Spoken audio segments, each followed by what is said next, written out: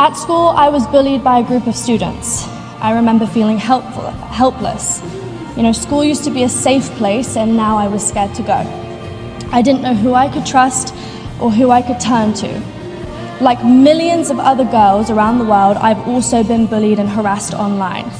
It's a terrifying feeling to look at your phone and see that messages that people are sending you are filled with anger, hate, and even threats. So many of these are strangers and anonymous trolls on the internet. And like all bullies, they gain their power by taking power away from others, by making them feel scared and helpless as I did.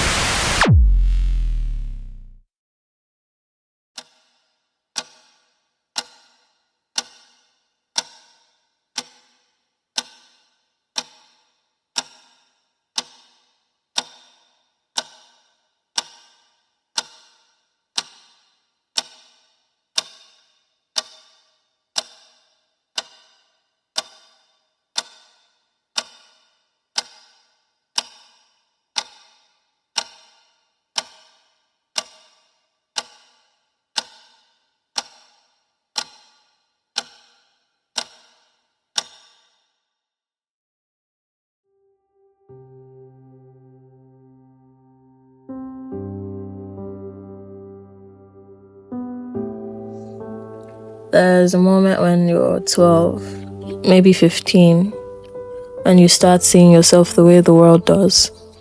Not just as a person, but as a collection of parts, features to be rated, fixed, compared. Too skinny, too thick, too sharp, too soft. A nose that's too big, a nose that's too small. A face that should be even more. A body that should be more something. More curved, more toned, more proportioned. You don't know when you started keeping score, but you do. You notice how some people walk into a room and the world makes space for them. How beauty, the right kind of beauty, buys you attention, admiration, and grace. And you wonder, what would it be like to be easy to look at? To be the kind of person people want to see? So you adjust. You stand a little straighter, you find your angles, you learn what to hide and what to highlight. You start to measure your worth in reflections, in camera lenses, in passing glances.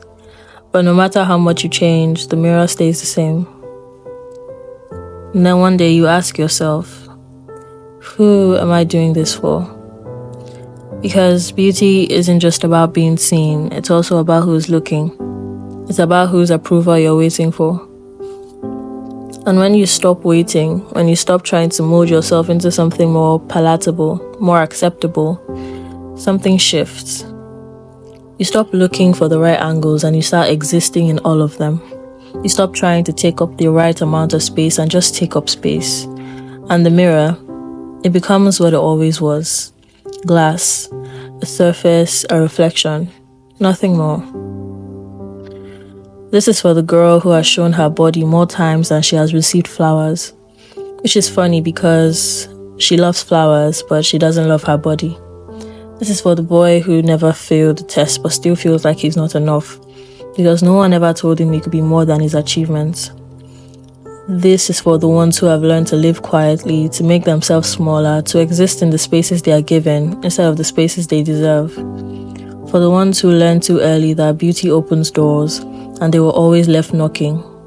For you, for me, for all of us who have ever stared into a mirror and asked, what would it take to be beautiful? Maybe the answer isn't in the mirror at all.